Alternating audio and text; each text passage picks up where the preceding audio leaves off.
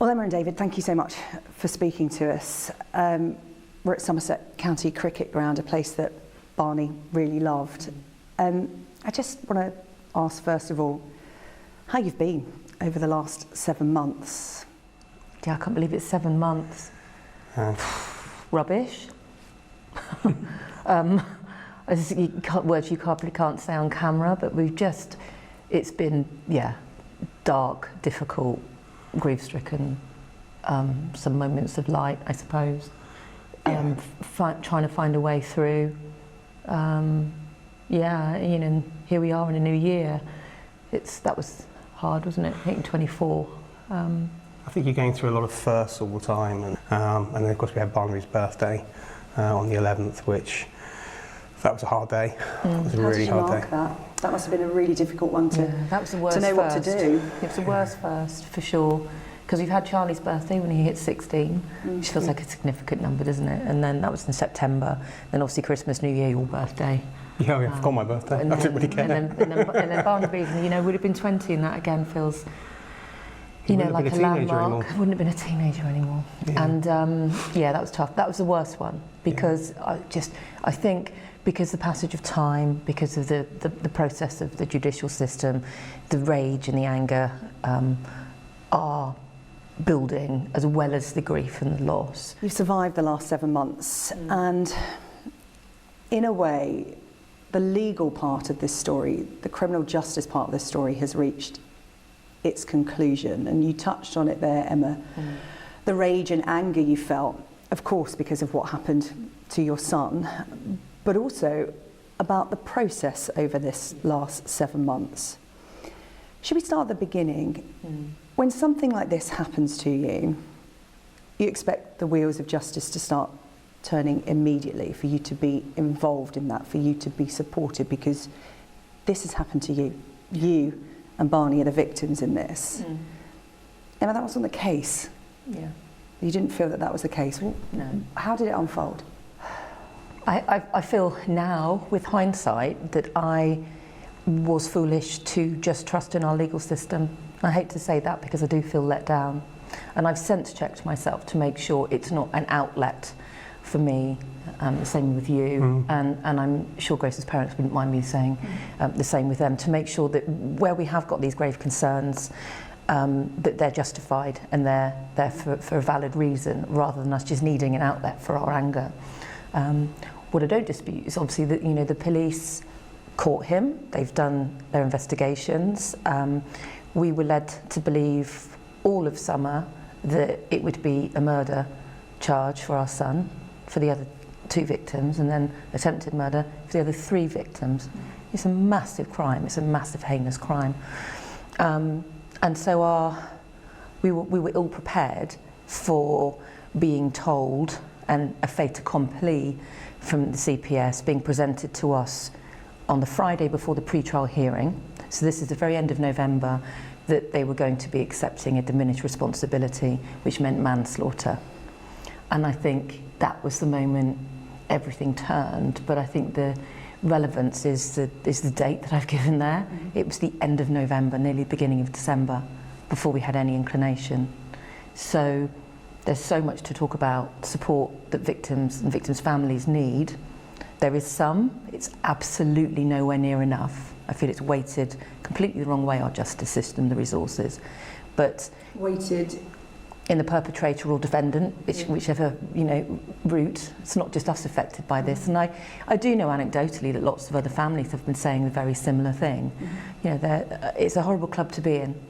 We're in this club where our lives have been shattered. It's a catastrophic, life-changing event.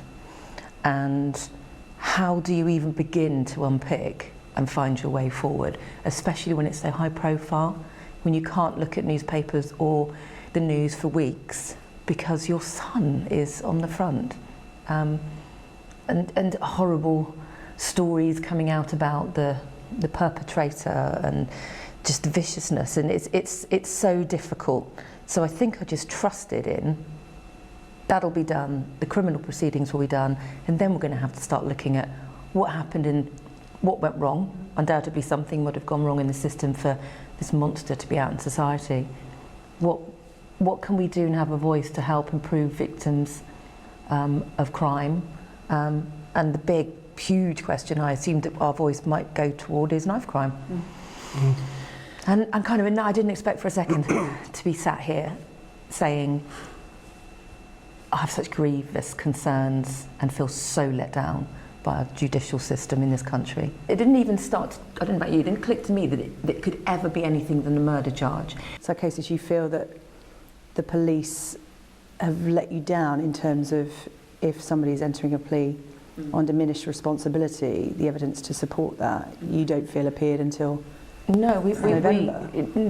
Months in. We didn't know details of the offence, details of the perpetrator and details of parts of the police investigation until we requested a meeting with the police and the CPS, ourselves and the O'Malley Kumars, and that was the first week in December.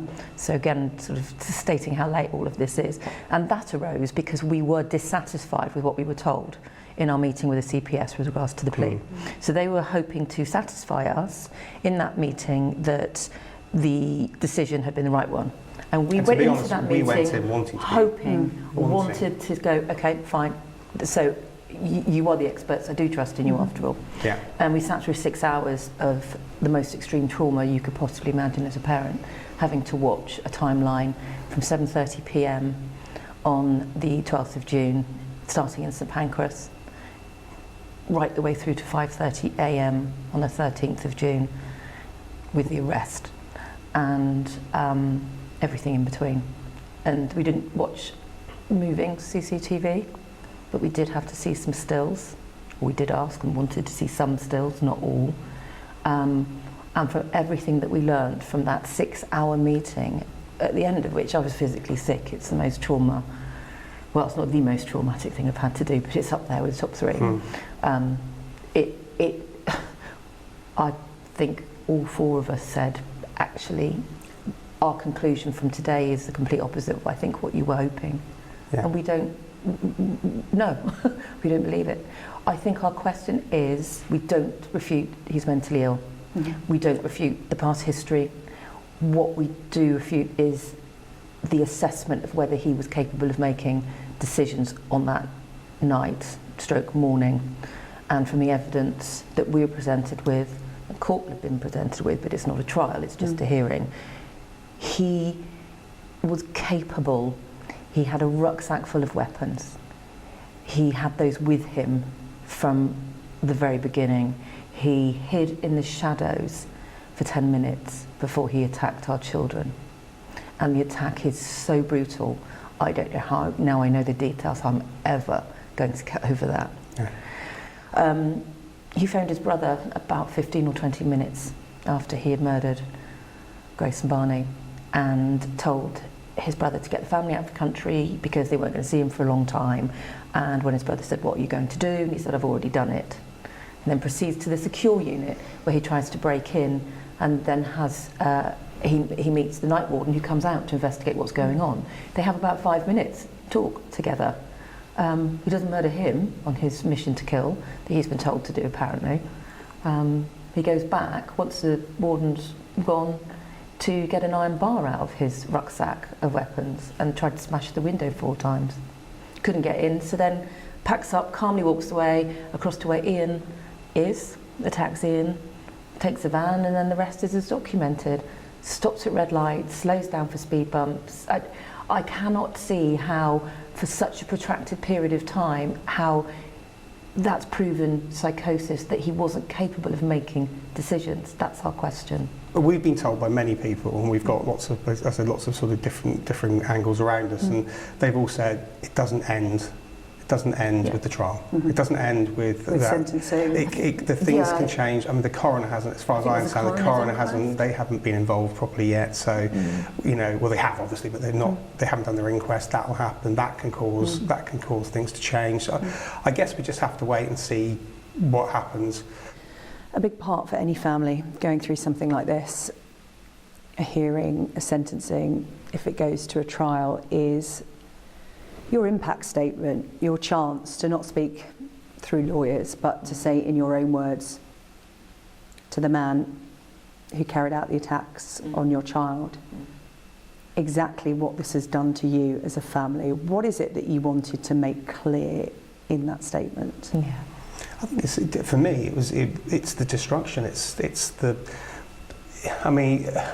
senselessness of what he's done, but it's the destruction he's caused to not only our family, to myself, Emma, and Charlie, but to the wider family, to the friends. He's caused, and that's just our side, he's caused this huge ripple effect. He's damaged people's lives forever. He's effectively sentenced us to a life of this, through no fault of our own, certainly no fault of Barnaby, Grace's or Ian's, and the 3 other victims. It's just, he's done something that is unforgivable. And to me, I want him to know that, and he needs to know that it isn't something. And I'm not just, as a father, of course, I'm never going to forgive him. How could you? And how could any? I challenge anyone that said they could forgive. You cannot. But I don't think the public would forgive him, because I think once you actually hear what he's done and how he's done it, it's just like, no, it's unforgivable. This isn't just to me, it's not like a pub brawl that's gone wrong. It's premeditated. He's thought about it. At any point he could have stopped. I want him to know that I don't believe him. I don't believe the stuff that's coming out of his mouth now. He's manipulative, he's a liar, he's done it in the past, he's doing it now, but now he's just a murderer. But I think it's about not giving him too much power. I mean, I addressed part of my victim impact statement to him because it's important and relevant to do that. But what he's done is I open with, Barney didn't lose his life in Nottingham because it was stolen, it was taken from him. And it's the taking of a life. He had a right to life, he had a right to a future, and what's happened is it's impacted everybody's future, but it's taken his future. And I have no capacity to forgive, and I do hope that one day he feels true remorse for what he's done, because that will be crippling for him and probably his family as well. But it's about the loss for us from him being taken, and that's what mine was focused on. And one of the hardest things as a parent was Charlie, who's 16, having not been at the hearing, which I feel is appropriate, but he wanted to have his voice heard, and that's entirely appropriate. So he had to record his victim impact statement for the murder of his brother, the brutal, senseless murder of his brother.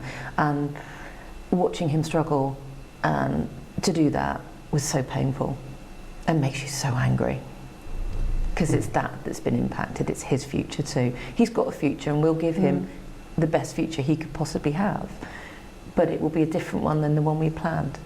How you never stop grieving. No.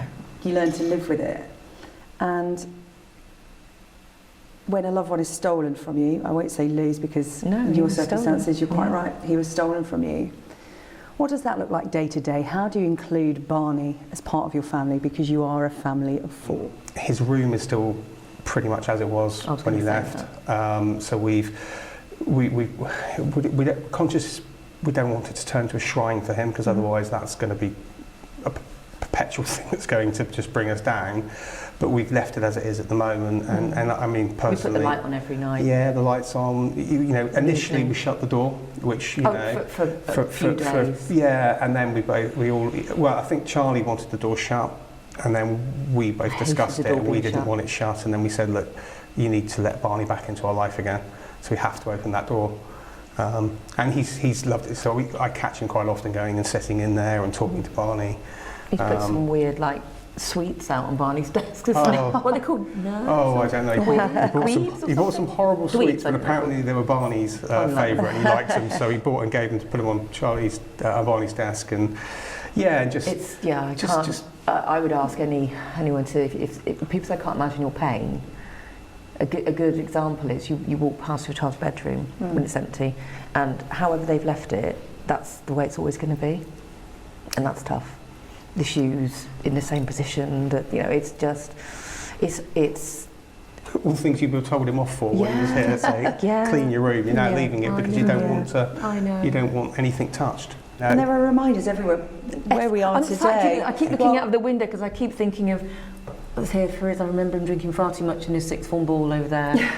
Sat over there with the T20s on a few times I came. And well, your regular seats, your season tickets, the seats that you had, David, are just over your shoulder there. Just up over behind, yeah. You know, I had some lovely stories and some pictures sent to me of Barney's chair in every game, every T20 game that was on.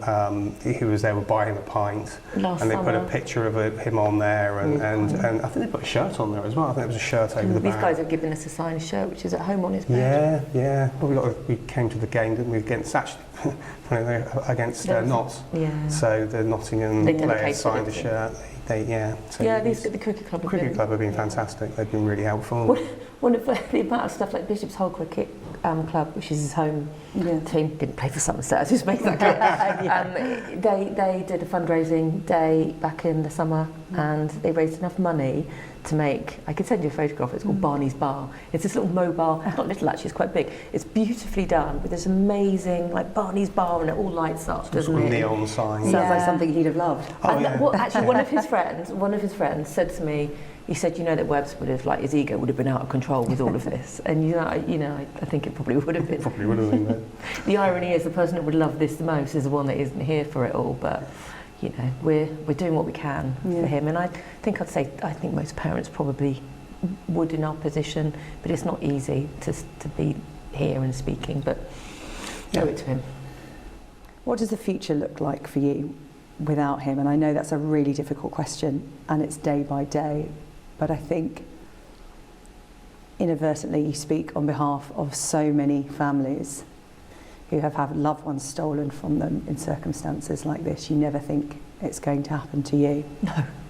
No, with that family, you have that sort of, that family that happened to, that tragedy, the wrong place at the wrong time. I mean, it's just, those kids did nothing wrong. They were just walking home. They were less than 5 minutes from being safe. None of them did anything. And this monster hid in the shadows, and so it's there's, I suppose if there's an accident or an illness, as cruel and as tragic as it is, you can somehow quantify what happened. Whereas this is so senseless and so cruel that I think we're still processing that. But you said the word future, and there is a future, and.